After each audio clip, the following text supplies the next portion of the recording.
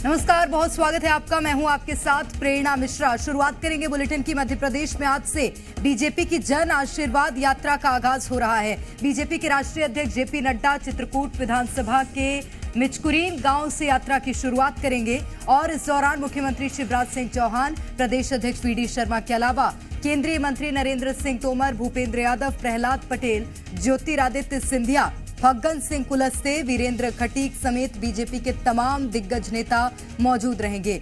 BJP प्रदेश में 5 जगहों से जन आशीर्वाद यात्रा निकालेगी।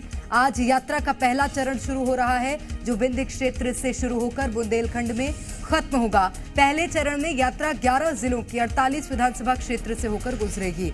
सतना में 3 दिनों तक यात्रा चलेगी, जिसके बाद रीवा, सीधी, सिंगरौली होते हुए शहडोल, अनूपपुर, कटनी, पन्ना, छतरपुर से होकर निवाड़ी में इसका समापन होगा। यात्रा के दौरान बीजेपी नेता जनता के बीच 20 साल की बीजेपी सरकार की उपलब्धियां गिनाएंगे।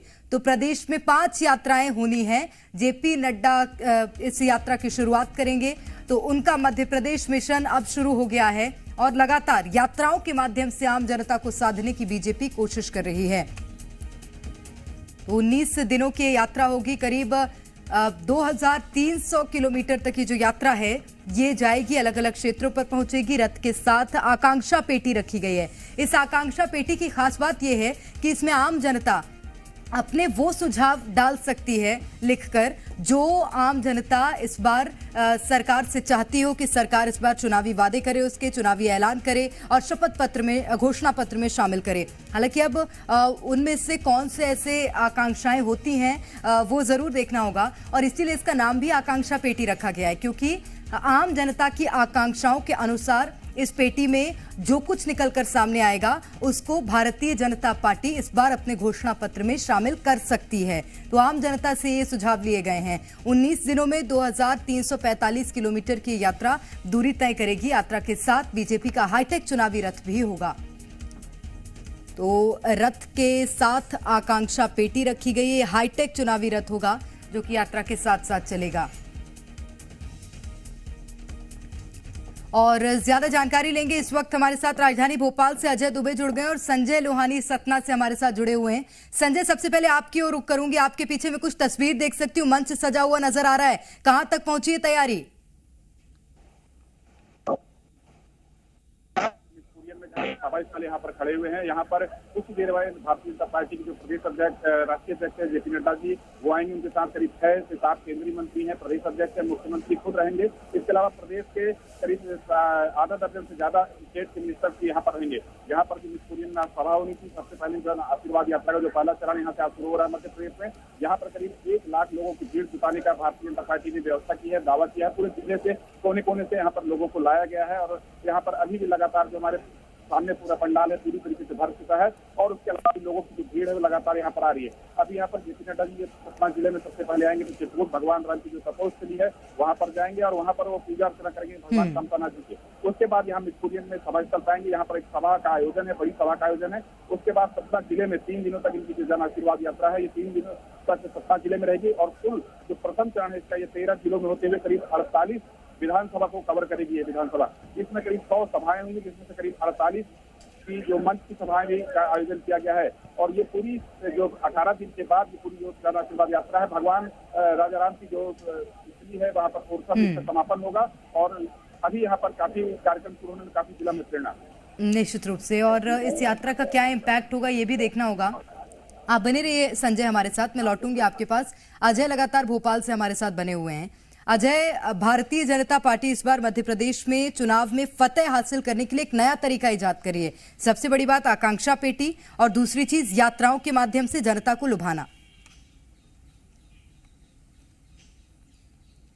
देखिए, भारतीय जनता पार्टी ने जन आशीर्वाद के जरिए मध्य प्रदेश की जनता को साधने के लिए पूरी तैयारी कर ली है और केंद्रीय नेतृत्व ने भी पूरी ताकत झोंक दी है। अब भगवान राम के तपोस्थली जन्मभूमि भगवान राम के तपोभूमि से, वहां से जो है भारतीय जनता पार्टी शुरुआत कर रही है।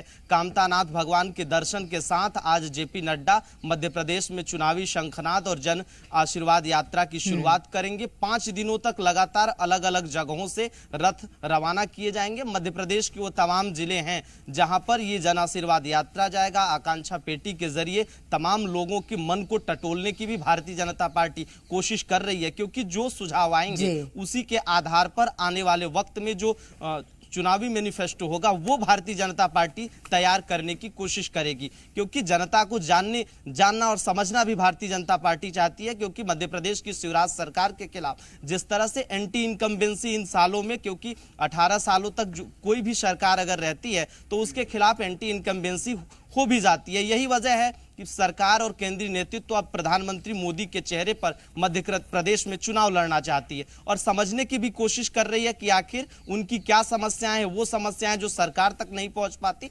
आकांक्षा पेटी के जरिए बीजेपी समझने की कोशिश भी करेगी और उसी आधार पर मैनिफेस्टो भी तैयार करेगी।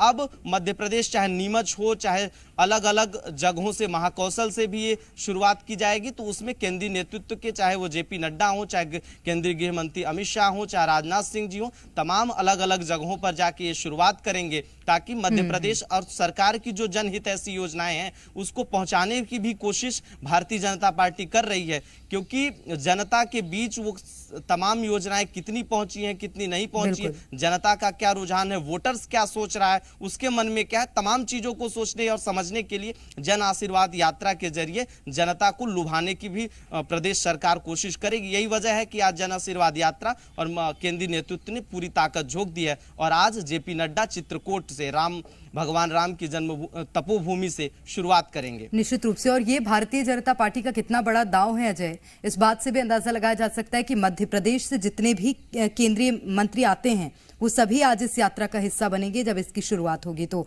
आप बने रहेगा हमारे साथ। संजय लोहानी लगातार हमारे साथ सतना से बने हुए हैं। संजय, अगर बात करें इस यात्रा की, कितनी देर में यात्रा शुरू होगी?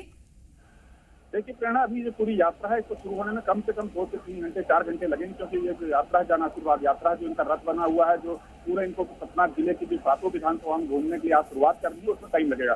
क्योंकि अभी जेपी नड्डा जी जो चित्रकूट में भगवान कामतानाथ जी के पास ही अभी दर्शन करने नहीं पहुंचे हैं, मतलब उनका सतना जिले में अभी उनका हेलीकॉप्टर यहाँ पर लैंड नहीं हुआ, उनको खजुराहो से यहाँ पर आना, खजुराहो पहुंच चुके हैं, वहाँ पे मुख्यमंत्री के साथ निकल से हो सकता है कुछ देर में चित्रकूट पहुंचे, लेकिन चित्रकूट से जहाँ पर अभी सभा स्थल है यहाँ करीब 20 से 25 मिनट का यहाँ भी टाइम लगना है। उसके बाद यहाँ पर सभा चालू होगी। तमाम केंद्रीय मंत्री हैं, प्रदेश अध्यक्ष हैं, मुख्यमंत्री, सभी का यहाँ पर मंच से उद्बोधन होगा, जनता को लुभाने के लिए तरह तरह की बातें होंगी और उनको अपने वादे बताएंगे चुनाव सुझाव देकर के। उसके बाद यहाँ पर जन आशीर्वाद यात्रा की शुरुआत होगी, लेकिन अभी इस कार्यक्रम शुरू होने में लगभग 1 घंटा ऐसा मान के चल सकते हैं कि 1 घंटा लग सकता है। निश्चित रूप से 1 से 1.5 घंटे का समय ऐसा है जो कि अभी इस यात्रा के शुरू होने में लग सकता है। अजय, जिस तरह से मैंने आपसे जानकारी ली कि इस यात्रा से बीजेपी को कितना इम्पैक्ट पड़ेगा, और 2 बड़े दांव इसमें बीजेपी ने चले भी हैं, और यात्रा बीजेपी के अगर दृष्टिकोण से देखें तो बहुत महत्वपूर्ण और स्थान रखती है, क्योंकि इससे पहले भी कई यात्राएं, जब से चुनावी आगाज हुआ है, जब से इस चुनावी साल की शुरुआत हुई है, तब से बीजेपी कई यात्राएं रवाना कर चुकी है। और क्या इस यात्रा के माध्यम से इस बार आम जनता सध पाएगी?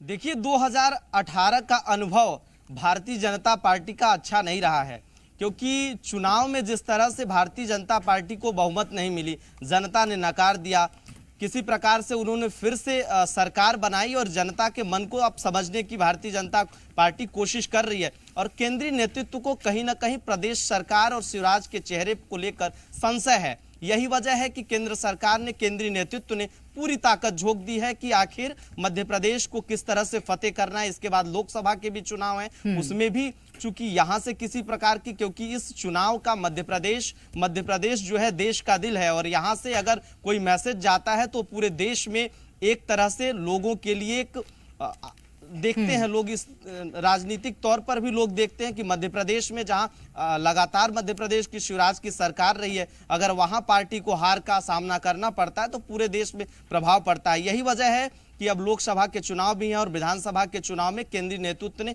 अभी से ताकत झोंक दी है ताकि किसी भी प्रकार की चूक न हो और 18 सालों का एंटी इनकम्बेंसी भी सरकार को कहीं भारी न पड़ जाए। यही वजह है कि प्रधानमंत्री मोदी के चेहरे पर एक बार फिर से भारतीय जनता पार्टी चुनाव मध्य प्रदेश में फतेह करना चाहती है। जनसभाएं कर रही है, जन आशीर्वाद, तमाम तरह की यात्राएं निकाल रही है और मध्य प्रदेश के मुख्यमंत्री तमाम वो वर्ग हों, चाहे शिक्षाकर्मी हो, चाहे रोजगार सहायक हो, तमाम वर्गों को साधने के लिए अलग अलग जाति धर्म के मंडलों तक बनाने की कोशिश की है मुख्यमंत्री शिवराज सिंह चौहान ने, ताकि हर वर्ग को किस तरह से समेट लिया जाए, वोट बैंक कोई भी वर्ग छूटे ना, कोई नाराज ना हो, चाहे आदिवासी वर्ग हो, हर किसी को साधने की मध्य प्रदेश की शिवराज सरकार जो है इस बार कोशिश कर रही है। क्योंकि पिछली बार आदिवासी वोटर्स महाकौशल की बात करें तो 13 सीटों में से 11 सीटों पर कांग्रेस को जीत मिली थी। यह भी एक बड़ा फैक्टर है कि कहीं आदिवासी पिछली बार आदिवासियों का साथ जो है भारतीय जनता पार्टी को नहीं मिली थी, तो कहीं इस बार उनको भी साधने की कोशिश हो रही है।